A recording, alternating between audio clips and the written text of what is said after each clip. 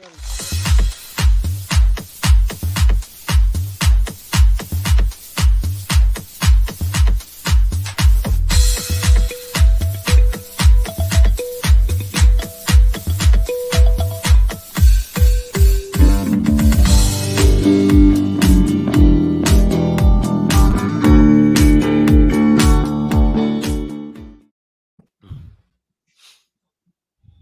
that sucked. Good evening, everybody, and welcome back to the Phightins Phinal here on the Edge of Philly Sports with your boy, Matty B, and joining me from left to right or right to left. Actually, I can't really tell from what angle out. Let's start from the bottom here. Joining me here for the very first time on the Phightins Phinal from the Sully Squad and Devro Sports, Joe Sullivan. Joe, welcome aboard and welcome to the show, man. Yeah, thanks for having me. I wish we were talking about a win, but nonetheless, thanks for having me. Anytime. And then a veteran rejoining me from the Padres NLCS, Mr. Joe Marks. Joe, we were talking a little bit off camera about the whoa, you know, and it's a catchy tune. It's not quite the catchiness of what is the what deal with that or the goose is loose. You know, the guys out in San Diego with their little rap. Yeah. Not quite as catchy as that, Joe Marks, but very catchy. And we both agree that the origins of that tune date back to Florida State. Is that what we're agreeing to? I don't know. It's not the Padres, so. right? It's unfortunately, I know that from Florida State because of how many times Florida State's kicked the Irish ass back in the day. So, unfortunately, I know that tune all too well. It's catchy. I'll give it that. But, folks, well, of course, we're here to kind of hash out what went down in San Diego tonight. Listen, it's really not that hard to figure out what happened here, right? Phillies heading into this game had all the momentum, and then after that second inning when they put 4 early runs up on Blake Snell and the San Diego Padres, it looked like they were strangling the life out of the San Diego Padres. But then Aaron Nola, let's talk about Aaron Nola. Let's go right into Nola first. Not a good night. We didn't need this type of Aaron Nola performance tonight. Gave back 2 runs right off the bat on back-to-back home runs, and then just kind of imploded there in the 5th inning, I believe. I'll start with Joe Sullivan. Joe, Aaron Nola, when did you kind of see that he didn't have it today?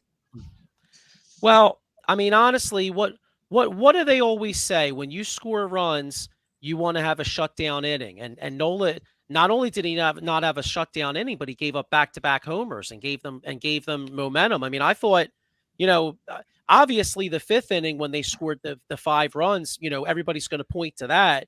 But to me, the turning point was the back-to-back home runs because you know, the Padres were dead man walking. You know, it was 4-0.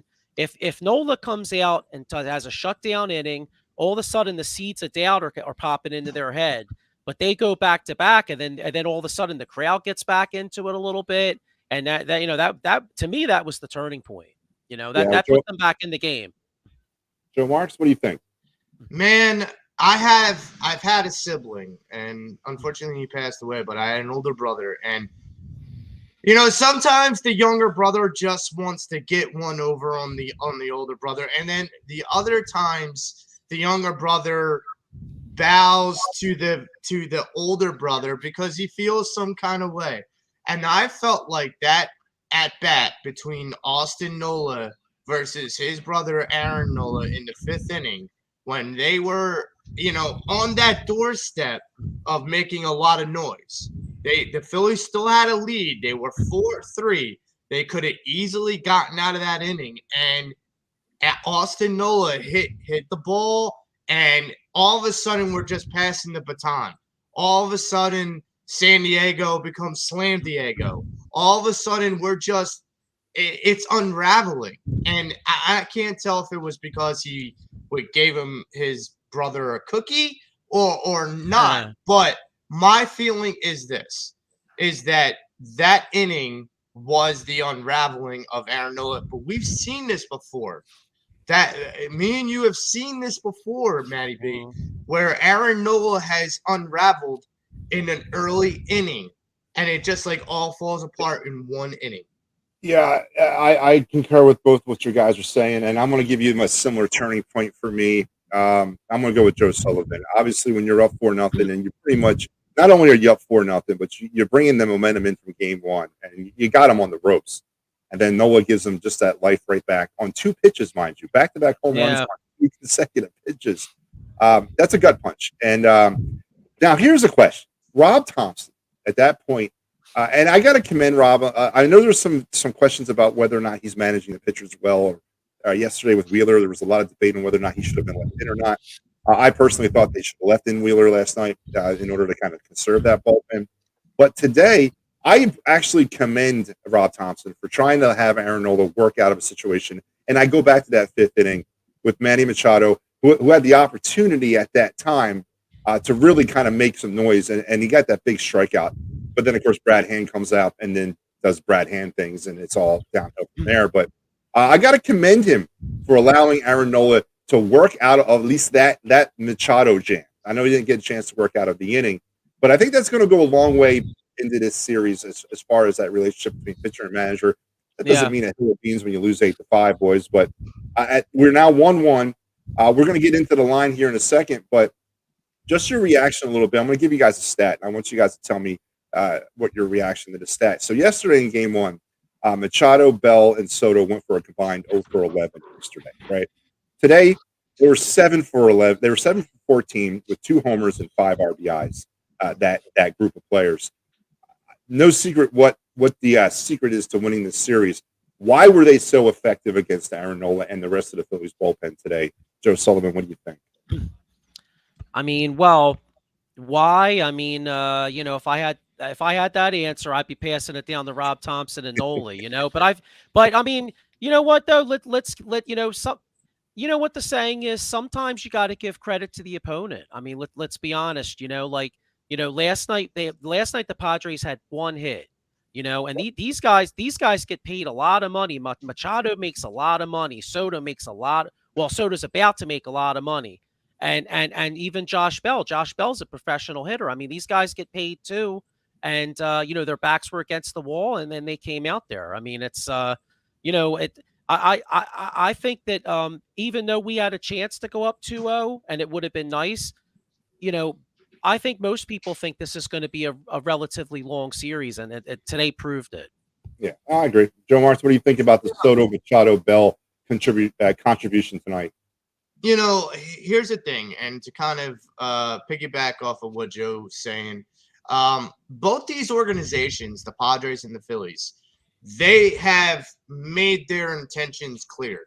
You can look all around the league and you can say, okay, the Yankees are doing Yankee things and the Astros are doing Astro things, and they're just doing what they do to be successful.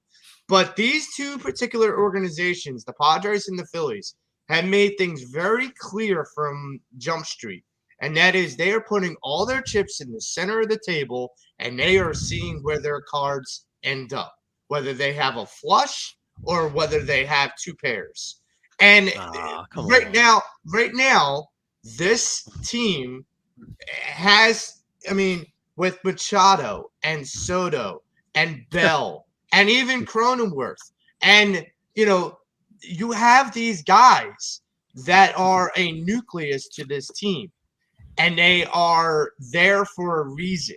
Me and you, Maddie, have said on several occasions, the nucleus to this Philadelphia Phillies team is Schwarber, Hoskins, Castellanos, and Harper. Look at that stat line compared to those 4 for the Padres. That is the storyline to this game. When Bryce is doing, pretty much. No, I agree with you, and that kind of leads me to my next point. We're getting nothing. Let's kind of start with Schwarber. Obviously, that momentous home run that Goliath of a shot yesterday. But that's it. That and a couple of sack flies have been pretty much the offensive contribution of Kyle Schwarber for the last month. Nick Castellanos, boy, do we get hosed in that deal. A good night nurse. Man, that guy, I'm tired of waiting for him to break. We have been waiting since March for this guy to break out of the slump. And then it's either, you got a crapshoot with Bryce Harper's kind of lifting himself out of it. And you can definitely see that coming. And then, of course, you factor in Rhys Hoskins and the wild inconsistencies of him. And then JT is either hit or miss. So you're right. That is the story of the season. Our nucleus, in my opinion, boys, has yet to really come around the formula. We're still waiting for that. And the fact that we're game 2 of the NLCS, that speaks pretty high of the rest of the team. But but you're right. And tonight you saw what a well-rounded nucleus can do to a team. Yeah, can I just say one thing? Just a silver lining in today's game is Hoskins' home run at the end. Maybe Yeah. that gets Reese going for Game 3. You know, that maybe that can help us. You know what I mean? I agree. Yeah, with Hoskins, you know, I have been waiting for him to have some level of leveling out. Like, I get that this is a game of hot and cold, but at some point you have to level out consistency in order to be a professional hitter, like you call it, Josh Bell. Like, Josh Bell levels out the playing field. Juan Soto levels out the playing field because they're patient hitters. They don't force the issue. Sometimes, and I noticed this game, and I noticed this yesterday, is that a lot of our hitters, and John Smoltz is calling it from the press box, a lot of our hitters are pressing. And you can't press against good pitching. Good pitching will always beat you if you press too hard as a hitter. And that's being shown through. Blake Snell was hittable today. They had an opportunity to put him away, and they failed to do it. The offense went away after the second inning. They were all over Snell, and I thought, as you know, I think everybody else thought that in that second inning, man, I was like 2-0 coming home, baby. Where's my broom? I mean, that's I don't think anybody else was thinking anything different because Snell everything was up for him. His velocity was down a little bit. It was hanging over the plate. The Phillies were winning, or they were hitting the way we've always wanted them to hit. Small ball, single here, single there. Everybody hits. You move the runners along, and you get some scoring. You know, today's battle was lost on the mound, and the Phillies lost it pretty bad. Not just with Nola, but then the bullpen comes in and just completely has a May moment where Brad Hand and the rest of them, Bilotti, just was really, really not good. I mean, how bad do things have to be when you see Kyle Gibson make an appearance, fellas? So, well, you know, that's a great point you made about Blake Snell too, because when you go back to that second inning, if you would have told me that Blake Snell would have gone 5 innings, I would have said you're out of your mind. And that we were talking about turning points, and you know, we were all pointing to the Phillies pitching, but in reality, Blake Snell, John Smoltz brought this up too. He made a great point. Him settling that game down was a huge turning point too, when you really think about it. And what was the game time temperature? Was 92 in San Diego. I mean, wasn't that supposed to be like hitting weather? Was Kyle Schwarber supposed to be magically transformed back to the summertime? I mean, I'm waiting for that. Yeah. I can't. I kind of look dejected because this is the guy who I, take a lot of pride in as far as a hitter. And when you're in San Diego, where that ball should be flying out of the ballpark, and you got a guy like Schwarber who's struggling. I mean, look, he had a moonshot. That's fine yesterday. But you got to show up today, too. Like, this isn't a part-time job. This is where you have to pull double time in October. Mm-hmm. And he's not showing it. And look, I'm a big fan of Kyle Schwarber. I am. But I'm not going to sit here and act like he's doing his job right now. Because he's not. No, he's not. All right, boys, let's look at the line. The Phillies would finish with 5 runs on 8 hits, no errors. Padres 8 runs, 13 hits. They did commit an error. Juan Soto had a problem with the sun back there in the second inning, which was hilarious to watch. Yeah. With all the technology and sunglasses. And you remember back in the day with the flip-down glasses? That's what I was rocking back in the summer of '88. And you know what? I would have made that play. He's got high-tech Oakley's on, and he can't figure it out. I don't think the sun is that tough in San Diego. I don't know. I never played there. But anyway, so how the scoring all went down, we mentioned the second inning. Alec Bohm got it going when he knocked in Bryce Harper to make it 1-0. Then Matt Verling would continue the flavor with the double, knocking in Nick Castellanos and driving over Alec Bohm the third to make it 2-0. And then Sosa would get into the act, scoring Alec Bohm to make it 3-0. And Kyle Schwarber would fielder's choice in Matt Verling. It was 4-0 Phillies, so we were feeling good. Then in the bottom of the second, the Padres got back. Brandon Drury and Josh Bell back-to-back home runs, 4-2. Austin Nola would single in the fifth to make it 4-3. Juan Soto would double in Austin Nola and make it 4-4. And then Brandon Drury would knock in Jackson Profar to make it 6-4, along with Juan Soto. Josh Bell would make it 7-4 with the knock in on Jake Cronenworth, and then Manny Machado would homer in the 7th to make it 8-4. Reese would make it 8-5 Phillies, and that's how things would end. Sorry about that. The numbers. You guys hear me? Yeah, I can hear you. Okay. For the I was Phillies, say that's like the Phillies lineup today. Yeah. Sorry. All right, there you go. All there right, we go. So Kyle Schwarber would finish the day 0 for 3 with an RBI. Reese Hoskins would go 1 for 4 with a run. He had that home run late, as you mentioned, Joe Sullivan, which was a ray of sunshine. JT was 1 for 4. Bryce Harper 2 for 4. Nick Castellanos 1 for 4. Alec Bohm 1 for 4. Matt Verling 1 for 4. That was pretty much it for the Padres. The highlights of the day: Manny Machado 3 for 5 with a run, an RBI, and a homer. Jake Cronenworth was 1 for 4.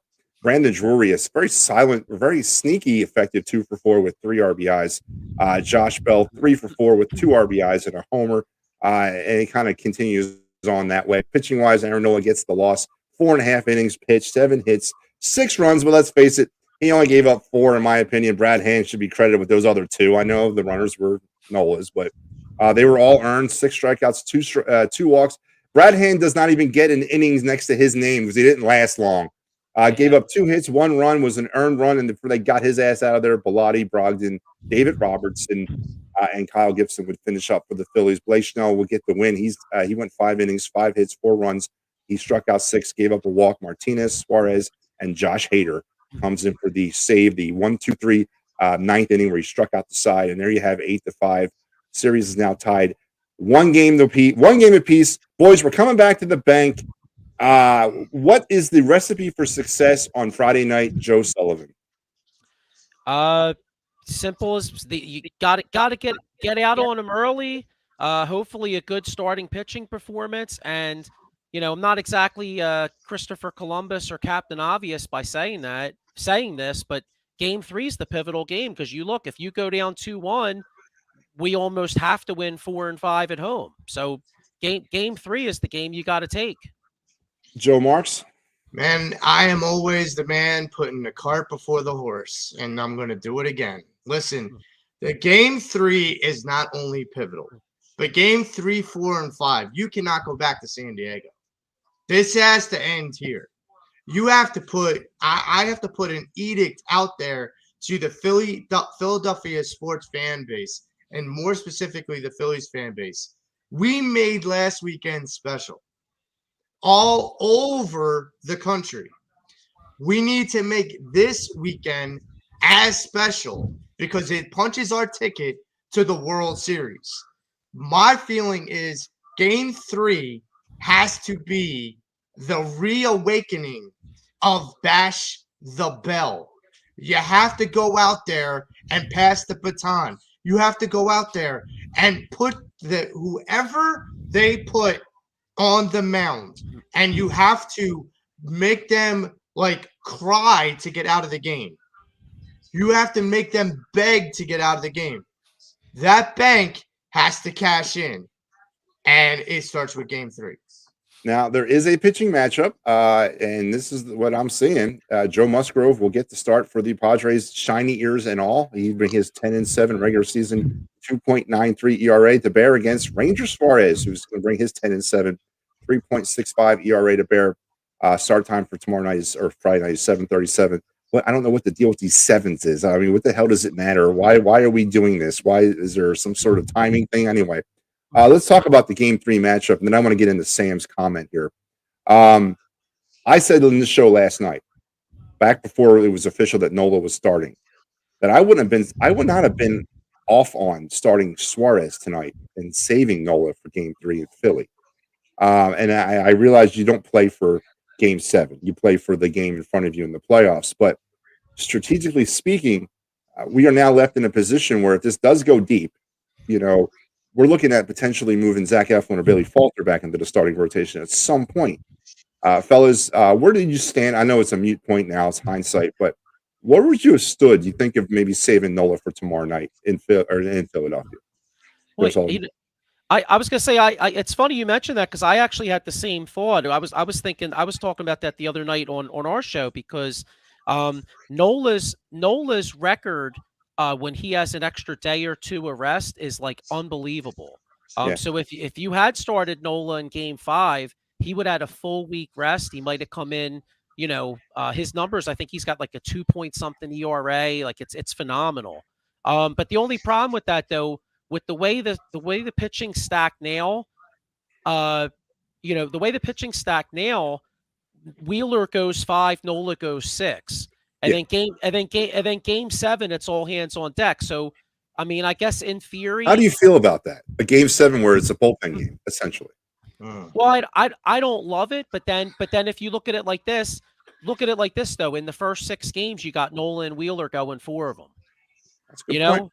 And if you do go 7, Wheeler goes Sunday, so that would mean 7 would be Tuesday. Could you get a couple batters out of Wheeler? Maybe an inning. I'm not really sure. It depends on how long you go Sunday. Yeah. Joe, what do you think about the idea potentially of starting Suarez tonight versus Nola? I actually had a different theory to that. Instead of Suarez, and this would have really kind of thrown a curveball at people and probably would have, raised a couple eyebrows. Bailey Falters from San Diego. And look, this is a kid that you don't know if you're going to get back to the NLCS. You don't know if you're going to get back to the NLCS and be facing San Diego. It's a good, I guess, morale boost to the clubhouse.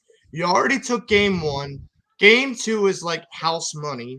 And I know you never want to look at it that way. But Bailey Falter's not been a bad pitcher. And you put this guy in his hometown in the NLCS, that gives him a lot of motivation and a lot of juice. And you don't know where that could take you. I mean, honestly, it could be a storybook situation. And then you also save Nola for game 3. And then the possibility of Ranger for game 4 and Wheeler for game 5. Yeah. Then at that point, game 6 and 7, you have a lot of options on the table. Yeah, I was really looking forward to potential a bookend of Nola in 3 and Wheeler in 5 at home. That would have been optimal, and it all worked out. I mean, we lost anyway, and in essence, the back end of our bullpen did get saved today, so they're going to come in fresh as hell for game 3. So I guess it did kind of work out. Let's look at Samuel's comment here. Pretty extensive, like Sean Kilran territory here. The way he went off here. So once you start pressing, the pitcher wins. 2-0 coming home, got back our heads. And I did not like the manager changing the lineup. You were winning, don't change anything. I know baseball is like hot and cold, but who would have thought Nola gives up 4 earned runs on a double. Note the bullpen has been great all postseason. Blew it up today. Thanks. Samuel, you're right. And I know we here in Philadelphia have a tendency to kind of burn the boats too soon. I understand that, but let's kind of address some of your comment here about the lineup change. I've been calling for wholesale lineup change since May, and I still don't see enough of that. Kyle Schwarber does not need to be leading off. I don't care how many home runs he's hitting. He does not need to be up in that leadoff spot. But unfortunately, we don't have a leadoff hitter on this team right now, and that's just the way this is. So anything that they can kind of do to make things a little bit more, different is okay with me, with the exception of putting Brandon Marsh in the 5 hole. I don't want to see that ever again. As far as Nola and getting in our heads about game being up 2-0, I totally disagree. The Phillies had all the juice and all the mojo, and today would have been an opportunity to really put a death grip on the Padres. And Nola just didn't have it. Joe, what do you think about Sam's comments about maybe changing up the lineup and not agreeing with some of the decisions by Rob Thompson? I had no issue with it at all because they had a tough lefty on the mound, and Brandon Marsh had a huge hit in game 4 versus Atlanta, but I had no confidence in him going against the lefty. Vierling plays against a lot of lefties, and also Bryson Stott is a lefty too, and I had no problem playing Sosa. So I mean, to me, I had no problem with the lineup changes. And in fact, Vierling had a double in the 2nd inning. So I don't, and Sosa had a hit too. So honestly, those 2 guys weren't even close to the reason we lost the game. Yeah, Joe, and what you do you have to think keep about in mind that with the lineup changes, they're made for matchups. You have to play your matchups as you see. Sometimes I know people get a little bit too hung up on, oh, you're paying attention to analytics. No, this is baseball. You want to try to give your guys the most favorable position to hit the ball. And when a pitcher is throwing from an arm slide, you want to have the batter that's handed best, perceives it with their eyes and is able to make the best contact to the ball. That's the difference. And for me, it didn't surprise me with the lineup change. And I don't think it was a bad move. It really didn't. This is something that Rob Thompson's been doing all year. So it doesn't shock me. But Joey, turn I that down a little bit. I do think, however, the biggest issue I wanted to bring up, because you hit it a couple times, Matty B. I don't agree with them bringing in Brad Hand, and I'm trying to wrap my head around it. I know it was lefty, a left-handed at batter coming up. I get that, and so it's lefty on lefty. I get that. But I probably would have, and this is just my opinion, I probably would have put Zach Eflin in just because you then would have been able to possibly settle things down. You would have gotten a long relief out of him. And even if that game got out of hand, you give Zach Eflin. You get out of hand, right? You see, Oh, yeah. But, I mean, it didn't get out of hand until Brad Hand. That's the difference. Yeah, and at the time of the game, it was what? It was 4-3, right? When Hand came in, and with the no, it was 4-4. Nola gave up the lead. It was 4-4 when Hand came in. Yeah. So at that point, you're right. That was a huge point in the game, and you're right. I kind of thought the same thing. What the hell is Brad Hand coming in here for? I agree. I think that you probably Bailey Falter might not have been a bad go-to at that point in the game. Yeah, or you mentioned. Maybe, I mean, Noah's probably going to start, so he was probably off the table. But you're right. I probably would have went Eflin or Falter at that point. But the problem with Eflin was the back end of that pen was pretty spent. Dominguez and what's his name, Alvarado pitched last night. Yeah. So I don't know where you would have been coming down the stretch of this game. But you're right. Brad Hand would not have been my first choice either at that situation. Joe, do you agree, Joe Sullivan?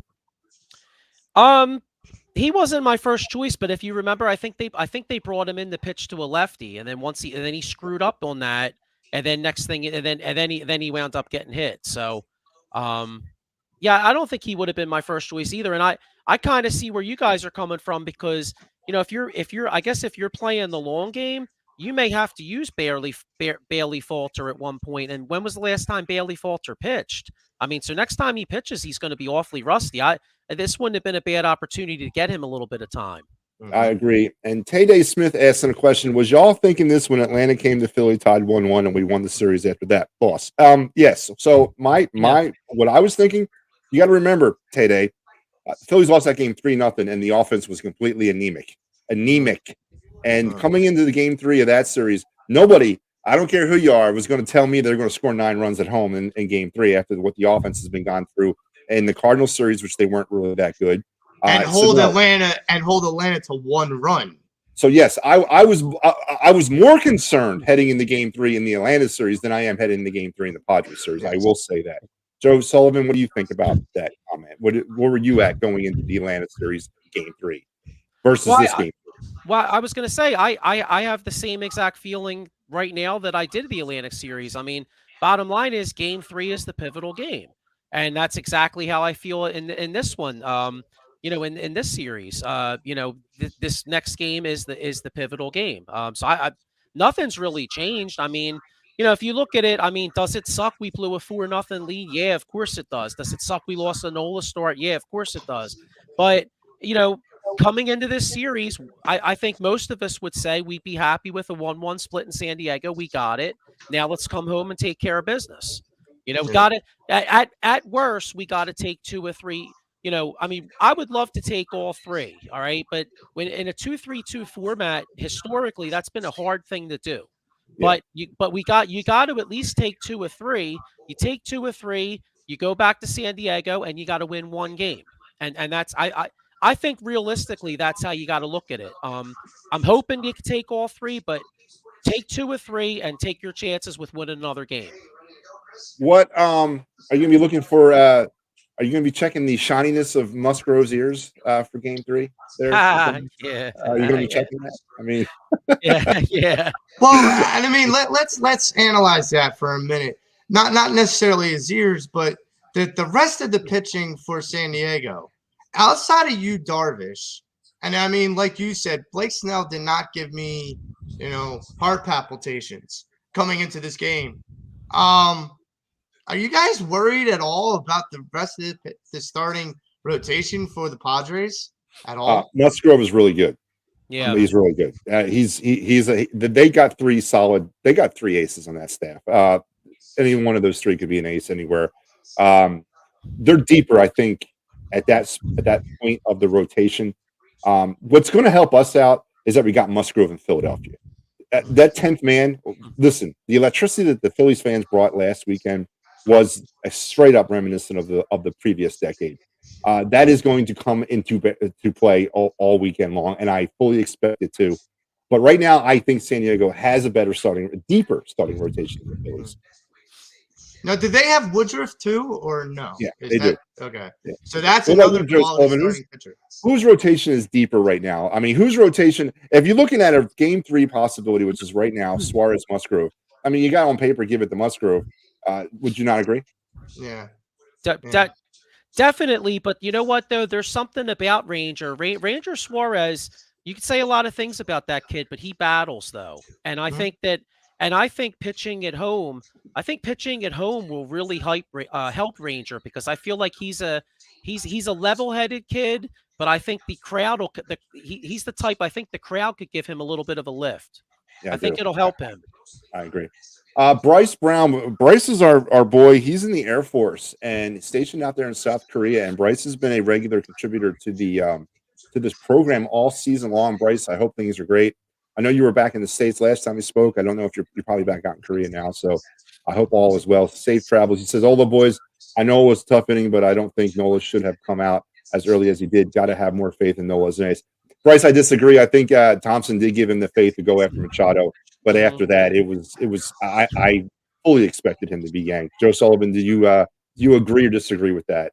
No, I agree with you, Matt. I mean, Nola didn't have it. I mean, yeah, he got Machado out, but I had no faith that he wasn't going to give up a 3-run shot to the next guy. I mean, this just wasn't his night.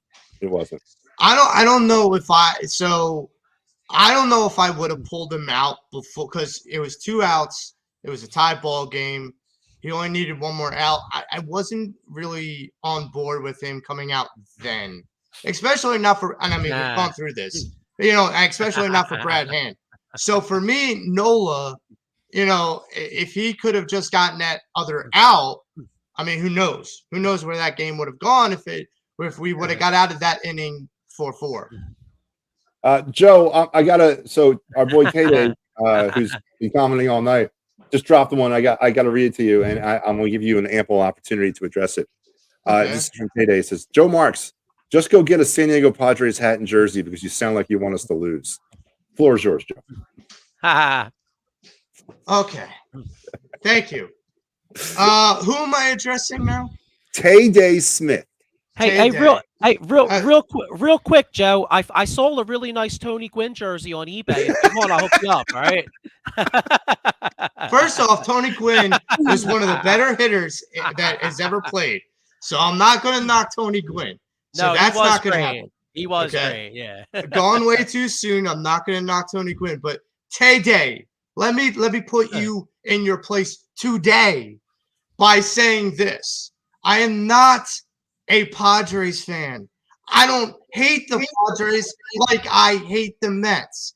I don't hate the Padres like I hate the Braves. I don't hate the Padres like I hate the Cowboys. No, I respect what they bring to the table because they haven't been here in a long time.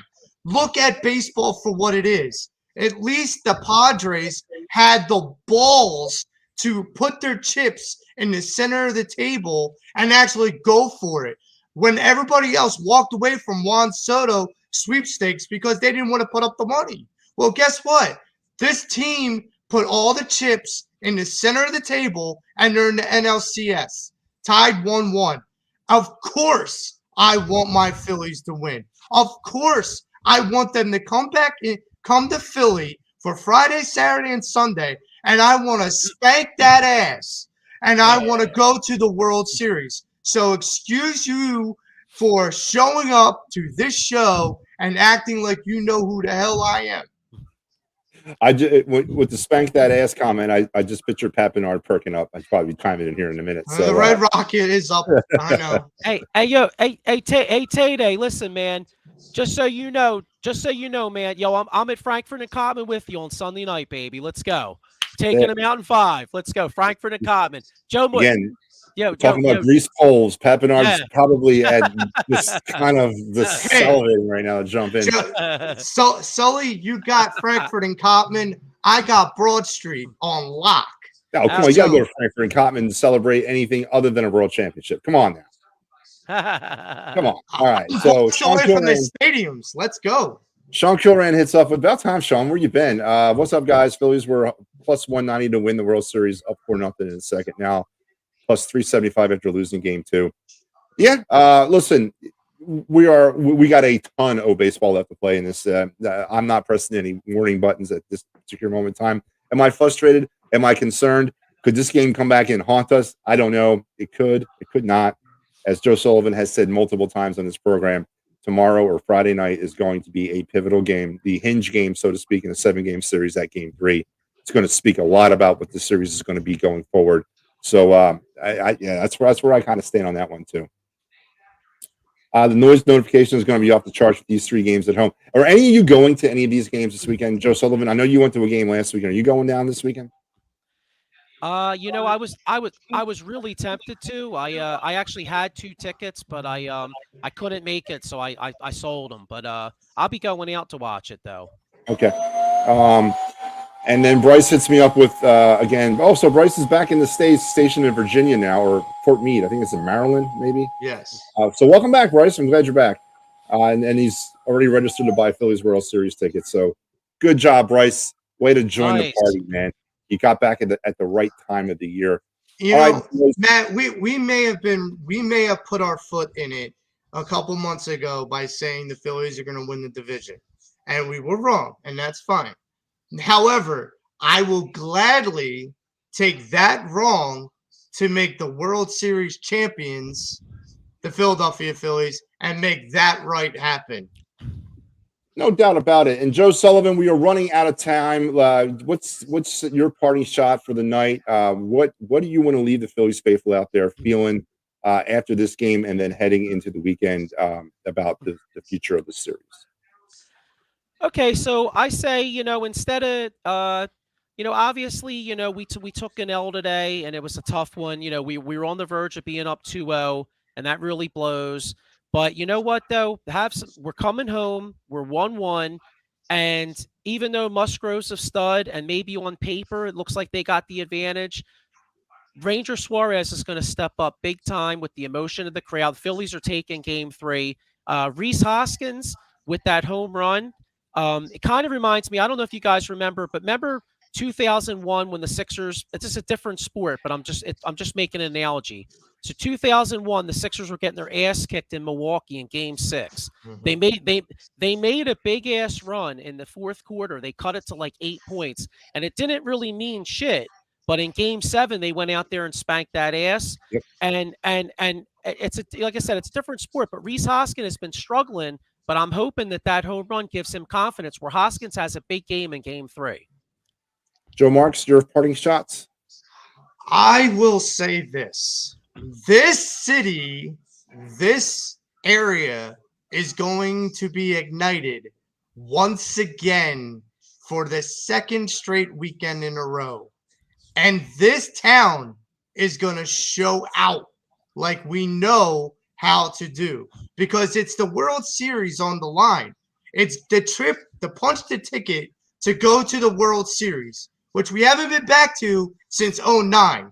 And just as a preliminary spoiler alert, I am rooting for the Yankees to come to the World Series with So the am I. Phillies so I can get sweet revenge. So I am saying this loud and proud to all my Philadelphia Phillies fans. Come out, come all, because this town is about to become electric once again. And I think Bryce Harper, you called Rhys Hoskins, and I'm going to go the Calvary. Bryce Harper is going to go 2 for 4 with a home run and 2 RBIs in Game 3. Live with that. I can live with that. Are you going to let your San Diego friends know about the games too this weekend, Joe? Yeah. um, I got that Gwyn jersey on order, and here's another thing too. Bryce Harper. I mean, you talk about a postseason. I mean, he's already tied Beltran with most what was it, most extra base hits or something in the first first 7 games or something like most that. extra base hits, yeah. I'll tell I forget you all what the stat was, but he's killing it. I'll tell y'all what. You want me to rock a San Diego Padres jersey? Give me a John Kruk San Diego Padres I like jersey. that. Good job, Joe. That's the way to kind of come off the top rope with that one, man. Good job. I'm very proud of you. All right. So my party shot is, by the way, a little out-of-town scoreboard update. The Yankees and the Astros are tied going to the bottom of the 5th, 1-1. So they're in Game 1. Obviously, the Yankees coming off their Game 5 win yesterday. By the way, they batted 200, Matt. Yeah. 200 for the series. Yeah. They had 9 home runs, but 200. We've been saying this is an indictment to the whole league. That's proof.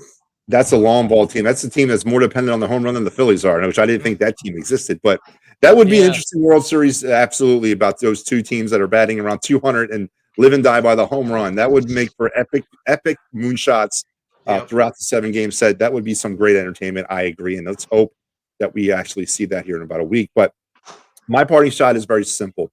The Phillies have center stage in Philly this weekend. Unlike last weekend where we had some Flyers and Eagle stuff going on in town, and as ain't the case, this is it. One show in town this weekend, and that is the Philadelphia Phillies. The energy that was brought out against the Braves, we need to up that by about 100% and bring more energy, put more people inside those stands, more rally towels. We need to show the Padres and the Padre faithful how it's done, how a fan base can carry a team to victory or multiple victories, hopefully this weekend. I fully expect this thing to be over this weekend. I do not expect the trip back to San Diego. I think the Phillies will take it in 5.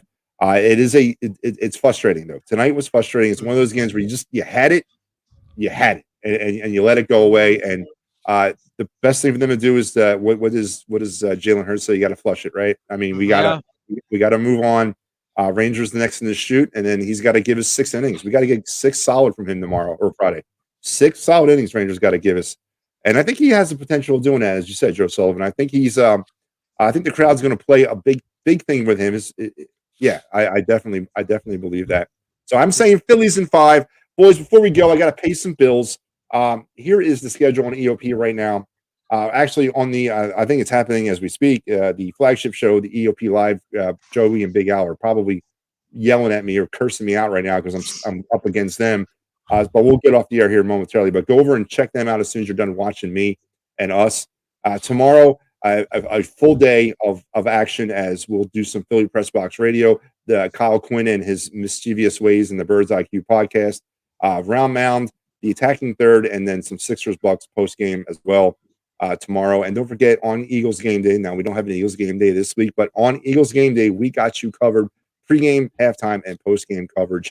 And if you happen to find yourself down there in Delco, which again, I preface by saying, why would you? But if you are in Delco and you need a lift me up or a pick me up, the only place to go is Dolan's Bar. Tell them Matty B said, hey. And then don't forget the boys over at Philly Sports Trips. Always got some great stuff going on. Their next trip is down in Houston. They're going out to see their next trip is this weekend for the Flyers out to Nashville, but their next Eagles trip will be in Houston in early November. Could be a potential conflict with the Phillies being in Houston at that time. Let's hope that's a reality as well. Either way. So go check out what Philly Sports Trips has to offer. They have great Flyers, Sixer stuff, and then they have Phillies spring training stuff already up on the board. And then don't forget their home tailgate parties at the Navy Yard every home game. And if you're going to, and as I said last night, Frankfurt and Cotman is calling. And if you answer the call, something's going to happen. Somebody's going to go off the rails, unfortunately. It's human nature. And when it does, that's the guy you need to call is Dave Cherry at 610-565-0300 for all your workman's compensation, motor vehicle accidents, personal injury, and criminal law. Tell him the boys at Maddie sent you. A firework in the face. Yeah. That kind of thing. Ingestment of a deadly substance, whatever they're greasing those holes up with. Yeah, all that kind of stuff. So just make sure you go over there to see Dave. Straighten you out. All right, that's going to do me. That's going to do us. Boys, I want to thank you for coming on. Joe Sullivan, welcome. And I hope this is the, by the way, for a little technical note, this is episode 170 of the Phightins Final. This year, it's been a great ride, and I want to do at least 7 or 8 more. I swear to you, Phillies fans out there, our final episode will be at the parade live. And, I'm making that a reality. So that is going to be our last episode of the season at the parade somewhere on Broad Street. Matt, I have a spot right for us. So that's our final fight. Yeah, I was going to say if they win this, John, you might see some real entertaining broadcasts because you see a lot of slurred words that broadcast. Oh, that'll be fun. Yeah, it's going to be epic. Yeah. I cannot wait for it. So be looking out for that. Well, until we talk again, which will be sometime after Game 3, I'm Matty B with Joe Marks from the Padres Fanatics. Joe, where can we find you on anywhere on EOP, social media? What's going on in Joe Marks' world these days? At Joe Wolf, JOEWOLF 112680 on Twitter. You can find me on Facebook. I'm a member of different groups. I'm starting a sports Facebook group for sports memorabilia and jerseys. And yes, I'll even sell some San Diego Padres memorabilia. But you can find me on Facebook and Twitter at Joe Wolf 112680 on Twitter. Joe Sullivan, where can people find you out there? All right, so I do the Sully Squad. It's a show on Monday nights, and hopefully this Monday night we'll be wrapping up a trip to the World Series. So I'm looking, I do that. Eventually, I'm going to do the Old School. It's a show that we do on old time sports. When we were going to do it a couple weeks ago, but this is a good problem to have because the Phillies keep winning, so we keep blowing it off, and I'll happily blow it off a few more weeks. But eventually, we're going to do it on a Friday night at 7. The first show we're doing is Eagles wide receivers from Tommy McDonald to T.O. And then we'll be doing such topics as like Wilt Chamberlain, Iverson Sixers, you name it, Buddy Ryan Eagles. So take a ride in the DeLorean and relive the good days. And then also any Sixers fans out there, I wrote an article, check it out. We did a season preview, and I called for a championship this year. And after watching the game versus Boston last night, if you want to rip the shit out of me, go right ahead. Go right ahead. But read the article. Let me know. Basically, I break down my 36 years as a fan with all the shitty decisions that this franchise has made, and let's hope they finally get it right. So little bit of everything, pretty much. I watched that game last night, or I tried to. It was hard. It's like Flyers, Sixers, and Phillies were all on at the same time, trying to jump around the station and tablets and computers and buffering and all that. So it was rough to watch all that stuff, but. Who would have known that the Flyers would have been undefeated and the Sixers would have had no victories? They looked slow and old last night, Joe Sullivan. Would you agree or disagree? No, I totally agree. I mean, I guess the one saving grace was that James Harden looked a little bit like James Harden again, and it's going to take some time for these guys to gel. And I look like a real moron. I'm like George Costanza. Just go the opposite of what I say, because I wrote about the Flyers saying I think they should tank. Meanwhile, the Flyers are 3-0. So what the hell do I know? Serenity now. Serenity now. That is the beautiful thing about sports. You just never know. But I do know that we are going to win ourselves an NL pennant this weekend, and it starts Friday night. Make sure you are either. Listen, wherever you are in the Delaware Valley, you need to find your way down to the sports complex. If you don't have tickets, and hang out at Xfinity Live. Let's bring the street. Let's bring the party Let's surround that stadium. We need to be gushing over with people. Bring that thing down. And that's how we're going to win. So a little shout out as another suggestion to people who are trying to make it down to South Philly. And check out my old watering hole. We've done a couple appearances there. South House at 13th and Porter. Great place to hang out. Right off near the stadiums. Right off of Broad Street. Once we win the pennant, then it's on. It is definitely on. All right, fellas. Thanks a lot for joining us. Everybody out there, go Phils. I'm Matty B, Joe Marks, and Joe Sullivan. We'll talk to you guys later. See ya. See ya. Later.